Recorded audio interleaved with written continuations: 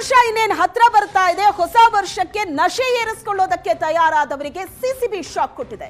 ಬೆಂಗಳೂರಿನಲ್ಲಿ ಬರೋಬ್ಬರಿ 28 ಕೋಟಿ ಮೌಲ್ಯದ ಡ್ರಗ್ಸ್ ಅನ್ನ ಸೀಸ್ ಮಾಡಲಾಗಿದೆ.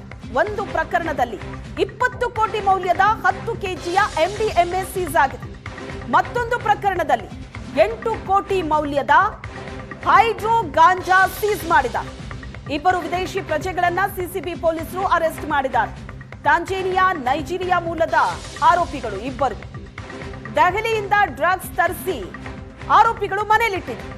ವಿದ್ಯಾರ್ಥಿಗಳು, ITBT ಉದ್ಯೋಗಿಗಳಿಗೆ ಈ ಡ್ರಗ್ಸ್ ಅನ್ನ ಮಾರಾಟ ಮಾಡ್ತಾ ಇದ್ರು.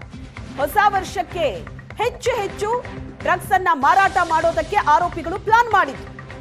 ಇದನ್ನ ಸಿಸಿಬಿ ಪೊಲೀಸರು ಈಗ ಭೇದಿಸಿದ್ದಾರೆ. ಖಚಿತ ಮಾಹಿತಿ ಮೇರೆಗೆ ದಾಳಿ ನಡೆಸಿ ಪೊಲೀಸರು ಈ ಇಬ್ಬರನ್ನ ಅರೆಸ್ಟ್ ಮಾಡಿದ್ದಾರೆ. 28 ಕೋಟಿ ಮೌಲ್ಯದ ಮಾದಕ ವಸ್ತುವನ್ನ ವಶಕ್ಕೆ ಪಡೆದು ಇಬ್ಬರು ಬಂಧಿತರ ವಿಚಾರಣೆ ನಡೀತಾ ಇದೆ. ಸಿಸಿಬಿ ಮಾದಕ ವಸ್ತು ನಿಗ್ರಹ ದಳದಿಂದ ಆರೋಪಿಗಳ ವಿಚಾರಣೆ ನಡೀತಾ ಇದೆ. ಹೊಸ ವರ್ಷ ಹತ್ರ ಬರ್ತಾ ಇದೆ. ಹೆಚ್ಚೆಚ್ಚು ಮಾರಾಟ ಮಾಡೋದಕ್ಕೆ ಈ ಆರೋಪಿಗಳು ಪ್ಲಾನ್ ಮಾಡಿದ್ರು. 28 ಕೋಟಿ ಮೌಲ್ಯದ ಡ್ರಗ್ಸ್ ಅನ್ನ ಸೀಸ್ ಮಾಡಲಾಗಿದೆ ಮಾದಕ ದ್ರವ್ಯ ನಿಗ್ರಹ ದಳದಿಂದ.